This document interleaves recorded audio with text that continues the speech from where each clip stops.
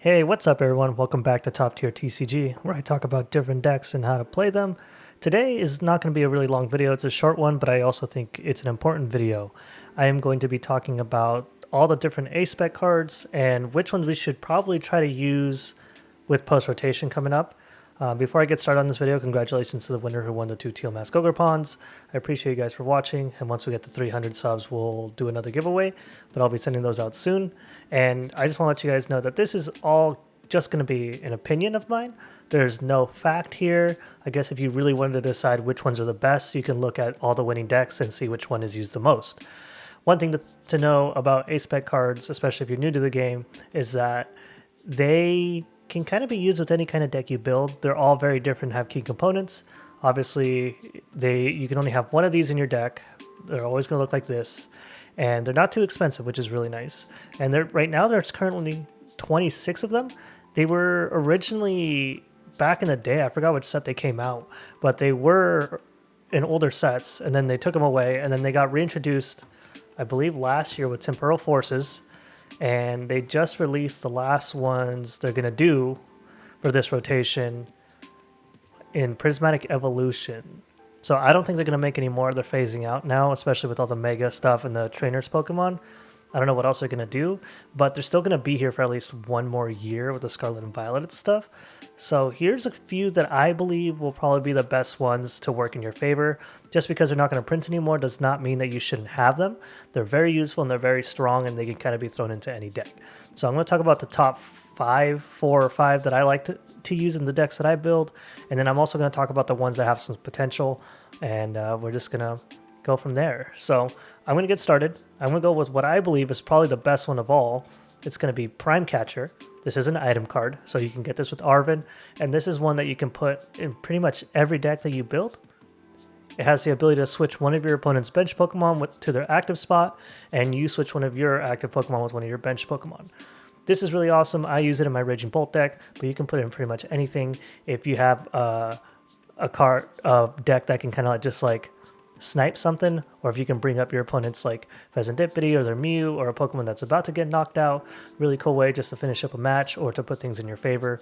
If you don't have any energies attached, you can put one of their Pokemon in the active spot without using a boss's order, and you can kind of stall for some time there. But I think this is probably the best one overall. You don't really need a typing for it. There's nothing specific that needs to happen. Just pull it and use it unless they Badoo you. But other than that, I think this is probably number 1. And then we have the Sparkling Crystal. I don't know where I'd put this, but it's still a pretty good one. This one is a tool card that you can attach to your Pokemon, which you can also find with Arvin. When the Terra Pokemon this card is attached to uses an attack, it costs 1 energy less, meaning it can be any type of energy and it'll be 1 less for it. Obviously, Dragapult uses this one. I like to use it in my Sylveon deck, and there's a lot of other decks you can use this with, but the limitation on this is that it has to be a Terra type. So right now with Dragapult, it's really, really strong, but I really don't think they're going to print out any more Terra Pokemon.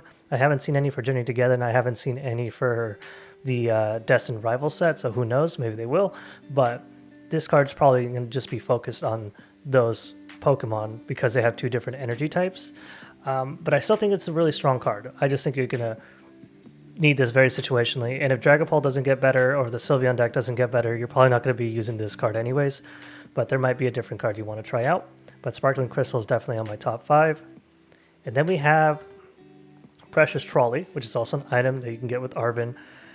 This is search your deck for any number of basic Pokemon and put them on your bench, then shuffle your deck. So if you have like a stage 2 deck, or if you have a deck that has multiple evolution lines for different Pokemon, this is a really good card to have. I've seen it used in Gardevoir, I've seen it used with Charizard, I've seen it used with Feraligatr. You can just get all those basic Pokemon that you need and put them on your bench, and you only need to use it once with like most of these A-Spec cards, and I think this one's going to be a really useful one just to get you set up. And then we have Unfair Stamp. This one's a little more situational, but it's still a really good card. When you use this card, I'm so sorry. If any of your Pokemon were knocked out during your opponent's last turn, each player shuffles their hand in the deck, then you draw 5 cards and your opponent draws 2 cards. Now that's really strong if you're just trying to get ahead. This was used in the Charizard deck. This could be used in a deck like Bayonet that's going to come out soon. That'll be a really nice one because you can use the move where they shuffle 3 cards from their hand into the deck. They'll only have 2, and then they'll have 0 hand. Against Dragapult might not be too great because it has a draw engine, same with Pheasantipity and all that stuff, but this is still a pretty good card to have to disrupt your opponent. And then we have Secret Box. You can use this card only if you discard 3 other cards from your hand. Search your deck for a tool card, a supporter card, a stadium card, and an item card. Then put them into your hand, then shuffle your deck. Now, this one didn't get much use at first, but it's gotten stronger, especially with the Gardevoir line or any other kind of like rogue decks, just to get all the items you need to make these like complex plays. I really think this one slept on and it could have a lot of potential, so maybe you'll kind of want to add that to your deck. And that's my list for like the really strong ones, I believe. There are some other ones here that I think are good, but they just haven't seen the right like situations or deck builds to come out. One of them being Scramble Switch. You switch one of your active Pokemon with one of your bench Pokemon. If you do, you may move any amount of energy from the active Pokemon to your bench Pokemon in the new active spot. This is really cool if you have a deck that involves attaching a lot of energies to a single Pokemon and they're about to get knocked out. Use that Scramble Switch and put a whole new Pokemon with those energies in it. Back in the day, this one used to be used a lot, and it was a really useful card, and it was one of the top cards, but it just hasn't seen as much play this time. But who knows, maybe we'll have a deck build. Maybe the Mamoswine deck build might work if you're not using the Precious Trolley, or the new Wailord that's going to come out. That might be a good one to mix with it. Just keep your eye on this one. Maybe worth buying a copy because it's only like $1, but that's one of my choices. Another one is the Brilliant Blender. You search your deck for 5 cards, discard them, then shuffle your deck. Now this one has only seen use with Cerulege and the Baby Roaring Moon deck, but there might be a card that comes out soon that kind of has really good synergy with it. If you have a deck that gets stronger with the more cards you have in your discard pile, keep this one in mind. It might be the one that just like connects for you and just works perfectly. Again, this is a really cheap card. Like most of these cards on here are pretty cheap. We have the Energy Search Pro.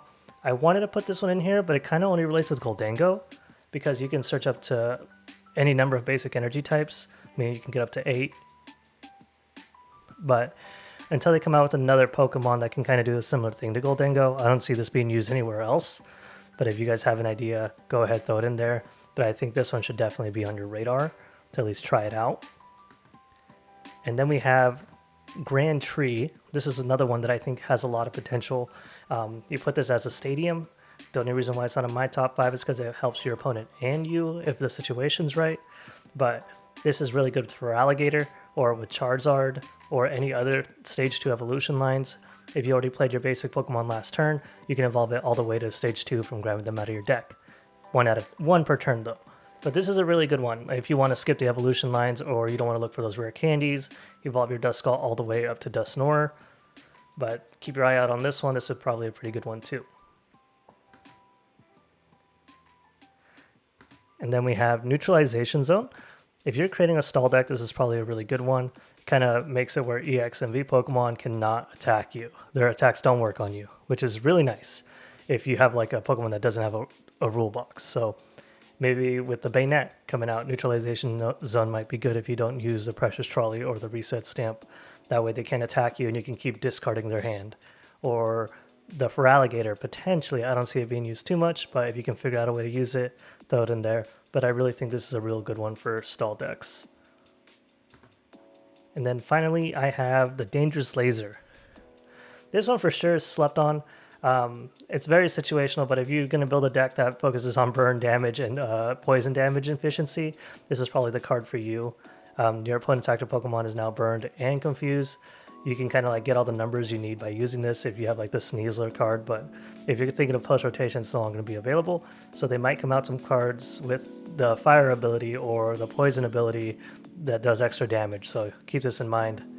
But these are the cards I think are going to be important. What do you guys think? Do you like my list? It's just an opinion. Here's some honorable mentions. Master Ball used to be a top card, but we just don't need it anymore. Hero's Cape is nice, but if you don't have like a giant fat Pokemon, kind of don't need it. Maybe with the Wailord it'll go well. We have Awakening Drum, which kind of makes like the Terra Pikachu. Oh no, sorry. Not Awakening Drum. Where'd it go? Survival Brace. If your Pokemon's at full HP and it's knocked out, instead of being knocked out, it has 10 HP. Unless they have a Jamming Tower, then it won't work. And we also have Maximum Belt. Again, with Jamming Tower won't work, but you do 50 extra damage to your opponent's Pokemon EX. That might also be one you want to look at. But I think those are all the ace specs that are worth mentioning. The rest kind of don't really help you at all. They're very situational, and they just don't provide the same utility or power as the other ace spec cards. But what do you guys think of my list? Is it good? Does it suck? Which one is your top ace spec card? Other than that, thanks for watching, guys. I hope to see you in the next video, okay? Peace.